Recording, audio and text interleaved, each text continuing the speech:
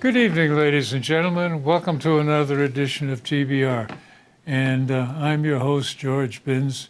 And it's still a mixed season between what's going on in the city and campaigning. So we have with us, to help us understand the situation, the president of the City Council, Julie Flowers. Welcome, Julie. Thank you so much, George. It's always a pleasure to be here with you. Thanks for inviting me.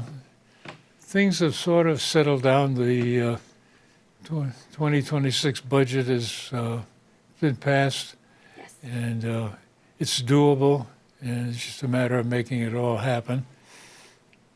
Campaign season is just about over. The next Tuesday is the magic day, and then the start on what are you going to do about 2027, and that's kind of a nebulous question as to what's happening there. And I guess one of my concerns is that really being caused by the settlement with the teachers strike kind of thing, or what else is driving that? Have you guys heard anything? Yes. Yeah, thank you. That's a great question. It's definitely on everybody's mind. I think it's front of mind for lots of residents in Beverly, right? As you said, we know FY26, the budget is balanced, it's passed. We know it's doable, as you said. Yeah. We also know that during that process, our own financial forecasting committee, our own internal work, our finance director, the city council budget analyst, everyone was letting us know FY27 is going to be a challenge. And so to your question, it's not just that our school budget obligation is higher. It's really that a lot of our obligations, the way that we deliver services, which is a really important part of what a municipality does. That's all the city is there for. That's what cities do, right? Yeah. To make sure that residents have what they need, to make sure that roads are safe, that sidewalks are safe, to make sure that schools are invested in and ready for our children, to make sure that we have a thriving senior center, to make sure that trash is picked up, which is obviously near and dear to all of our hearts in Beverly, having just come through that summer. So some of those contractual obligations, because delivering services requires the people who deliver them. And we know, even most of us probably from looking at our own budgets in our homes, some of those kind of fixed costs, what we call fixed costs, are just rising. Providing health insurance, providing benefits, making sure that people are fairly compensated for the work that they do, recognizing that inflation is going up so much. And so how do we make sure that people can afford to live the people who deliver those services can afford to live here? All of those things are going to rise the way that they're rising in our own personal budgets. And so part of it's knowing that and planning for that. Some of it's knowing that other costs as well are going to rise. Sanitation is one of them. Our sanitation contract is due to expire in June. That's with Republic right now. I think we probably all feel really familiar with that name. It's due to expire in June in any case, even if there had not been a strike. It was due to expire. So we'll want to put out a request for proposal, an RFP, get bids from Republic and others. But one thing that we did know was that no matter what contract we go into, sanitation costs are higher. So we'll be paying more for that contract in the future than we've paid now. So, examples of things like that we're planning ahead for, but we know the costs are going to rise. And so then you can think about two things, right? Generating more revenue in some way and streamlining expenses. Those are sort of the two levers that you can pull. So that's what we need to be thinking about. Well, we're sort of up against the wall on generating more revenue. It's a challenge, you're right. Because the reason 2027 is a challenge because we maxed out the Prop 2.5. Yes. And they start talking about an override. And an override is a perpetual tax increase, so it's not a one-shot deal. It's forevermore. Yes. So you start to wonder whether do we have a series of overrides year after year until things hopefully settle down. And the other thing with the school system is some of the ratings on the system leave a little bit to be desired. The one that bothers me is the City of Beverly's high school has been rated 215 out of 239 high schools for math. in science and STEM. And that indicates there's going to have to be some adjustments made. And adjustments usually end up costing money. And so there's a lot of things happening, especially when you get a new superintendent. We're going to get new ideas. And so that, I think, puts an onus on the city council that technically you guys don't have to worry about the school budget. So you're going to get handed a package, and then it's yay or nay. But at the same time, to make that yay or nay decision, Yes. it's nice to know that, yeah, that's going to do the job, or no, that ain't quite right. Yes. Yeah. So that means you're going to be digging into some stuff. And there's going to be a significant changeover, I guess, on this city council. Some new faces. Yeah, there will certainly be some new faces on the council. The ward councilors, my 6 ward council colleagues, they're running for re-election. They're running unopposed. So Yeah. the ward councilors will be the same folks who have been in Yeah. those seats back to continue doing good work together. The at-large race, as you're rightly pointing out, will definitely bring some new faces to the council because 2 of my at-large colleagues, Representative Hannah Bowen and Councilor at-large Brendan Sweeney, they're both stepping out of their seats. Yeah. Hannah to take on fully and sort of only the state rep role. She's Yeah. been doing both. And Brendan, because he's running for mayor, and so he will not be back on the city council. So, Yeah. we'll look forward to the new city council digging into this work. The school committee also is likely to will have new members. Actually, Yeah. there's some new folks even running unopposed for the school committee. So, bringing together these 2 bodies, along with our new superintendent, as you point out, Dr. Cushing. What I've observed of Dr. Cushing when I've had a chance to talk with him, he brings a lot of energy, a lot of enthusiasm, and I think and a new perspective. He Yeah. brings his own new perspective, and he's getting together with his administrative team, with the educators in Beverly, and they'll bring a perspective to the school committee and to us. And so what I'm looking forward to is, as you're rightly saying, digging into the FY27 budget process earlier as a whole collective group than we have. There's people digging in and working on the next budget as soon as a budget is passed. I think our opportunity here is to work in a broader group across these different bodies to think creatively and to do some community conversations too as we go through this process, both about what ideas people have, but also what you're talking about, setting some sort of needs-based budgeting where we talk about what are the needs, what are the needs of our schools? What are the needs in our city? What are some aspirational goals that we know we want to get to that maybe we can't afford in FY27, but we should be building a plan forward to build them in. And so I think starting that process now is really important for us as we're moving forward through this. Well, that gets to be one of the other issues, I guess, that too many times it appears that something is dumped on the city council for a yay and nay vote with not much background and not much detail. It's what I consider, where's the big picture? How does this fit into where we're going?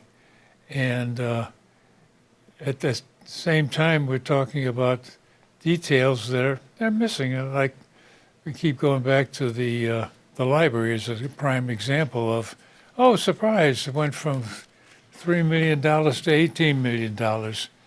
And one of the comments that came out of that discussion was that, well, we're going to put in the ground source heat pump, and I'm all in favor of those. They're great. But they're very tricky. And somebody asked one of the contractors about how many holes you're going to put in the parking lot.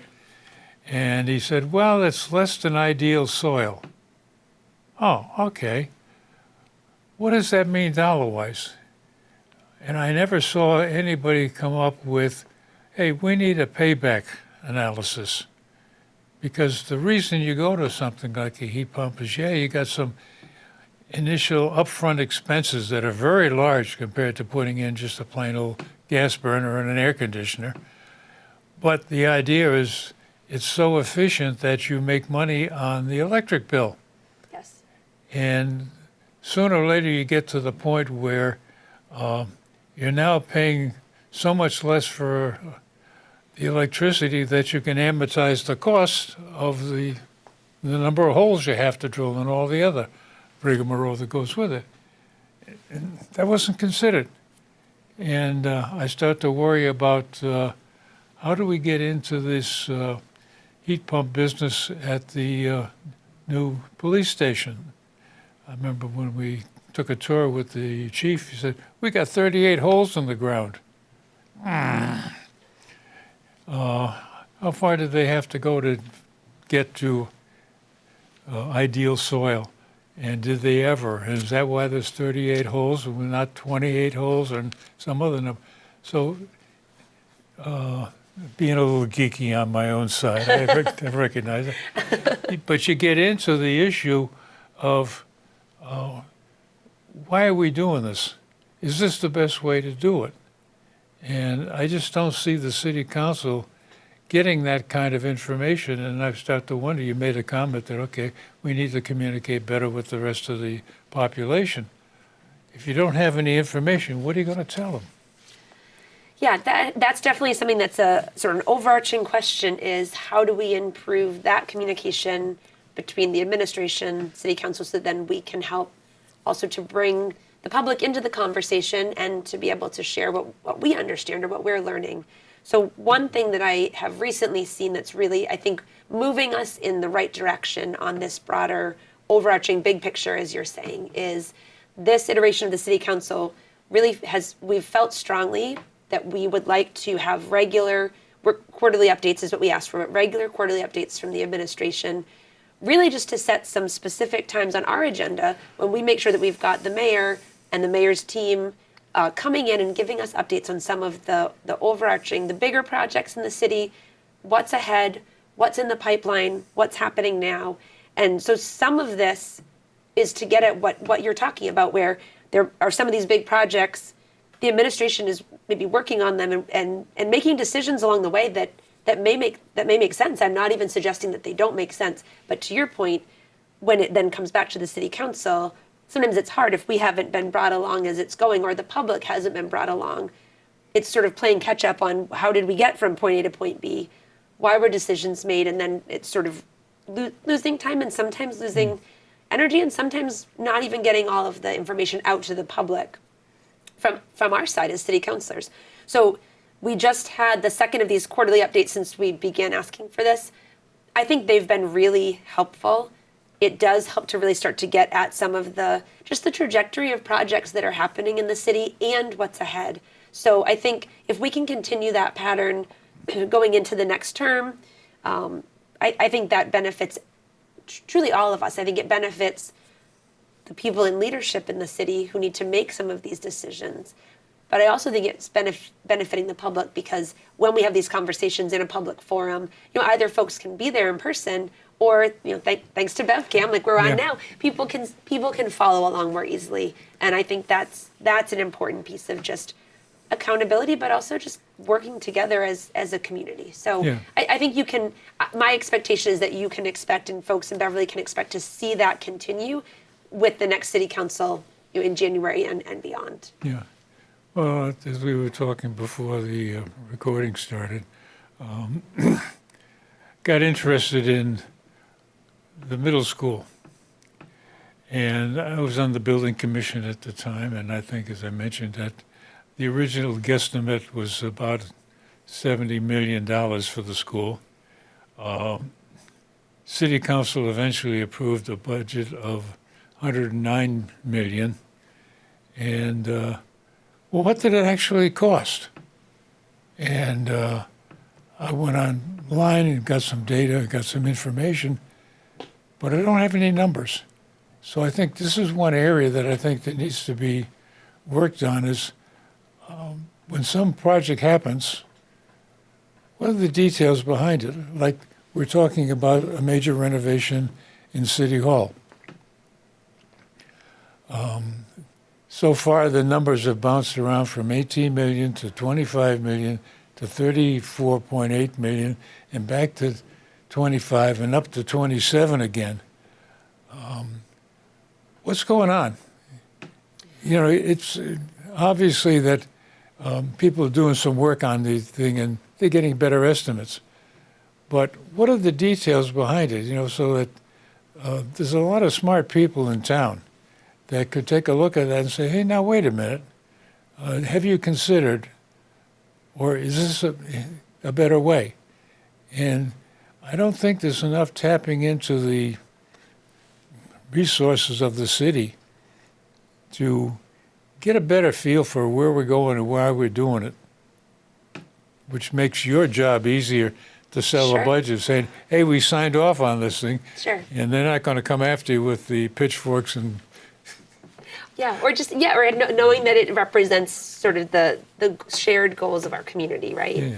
So that's a great question about City Hall. It's a good example, the City Hall renovation, proposed renovation, which we have not yet voted on. So Yeah. I just Oh, say yeah. that just to say, if folks are watching, you haven't missed anything about City Hall going forward because we're not yet there. Yeah. You're right that a piece of it has been in the City Council for any project. Initially, sometimes there's an initial approval of money for design exploration, Yeah, for hire an architect. hiring architects. So there's this sort of initial layout of money, but you're right that then as the architects get to work, and then as as we get closer and closer, and there's design review, you can start to drill down. Some of that up and down on the City Hall project had to do with the architect having sort of several options, A, B, C, and then construction costs. As you get a little more sure, you can pin that down, as you were saying, and option C ending up with that higher cost, and so then the city coming back and saying, we really cannot go that high. So you need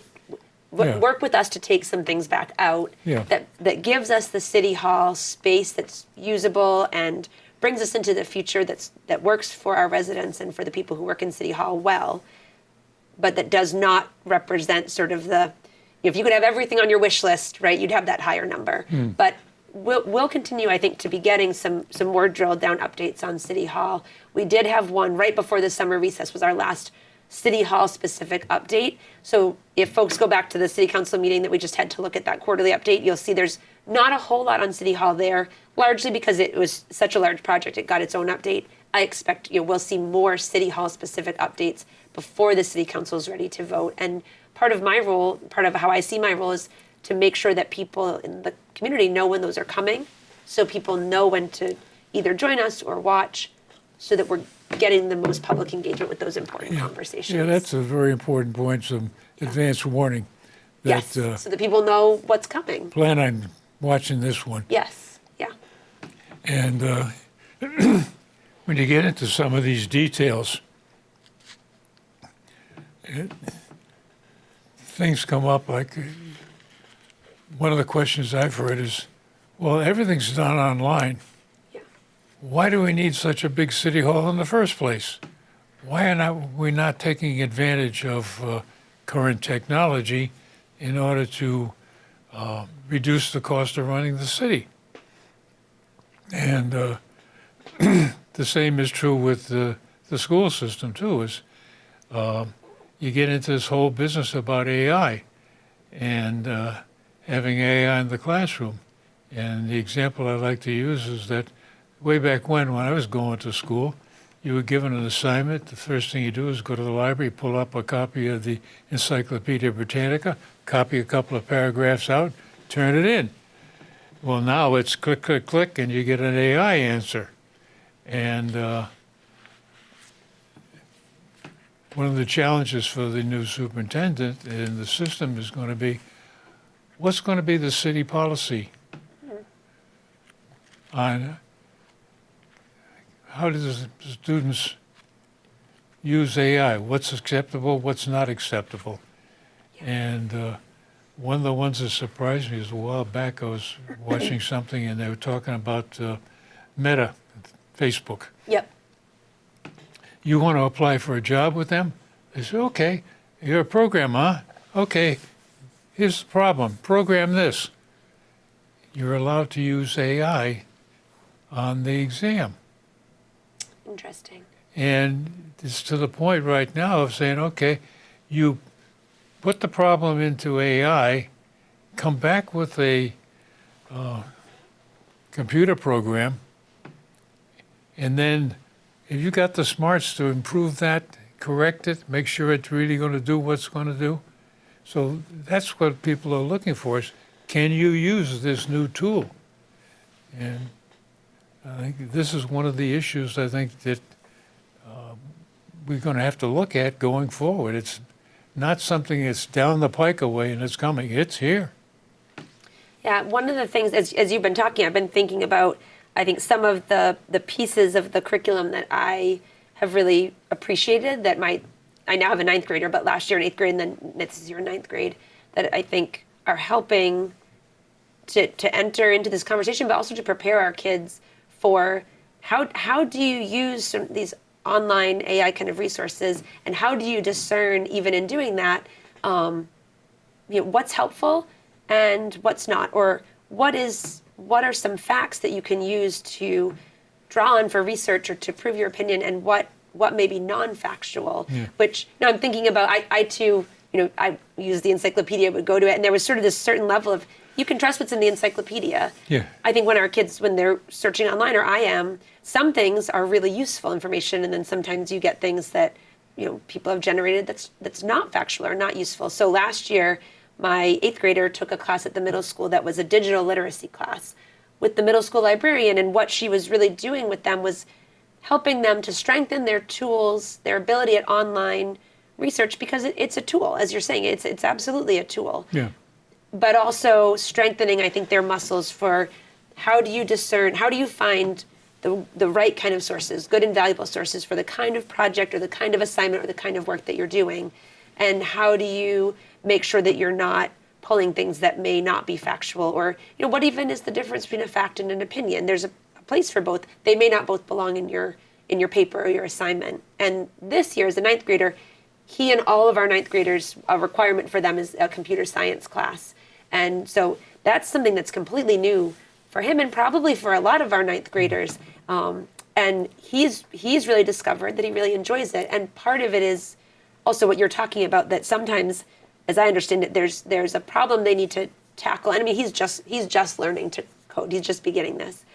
But sometimes it's about seeing an answer. Here's how you might code this, and then being creative to see it. Can they improve upon it? Yeah. Can they make it run? Can they do something different? So I think I feel optimistic about that. And what you're saying about, we also have to confront this as this is our reality. How are our kids prepared, and how do they make good discerning choices when they're looking online, when they're using that AI tool, and when are we going to apply it and not? Yeah. And I went through an exercise one time for the heck of it. I read a book a long time ago, The Armada. Okay. It was a kind of a geeky book, and although it was a history book. Okay. And went online and what happened in the Armada. So I got one opinion. Yeah. So I just did the Google search.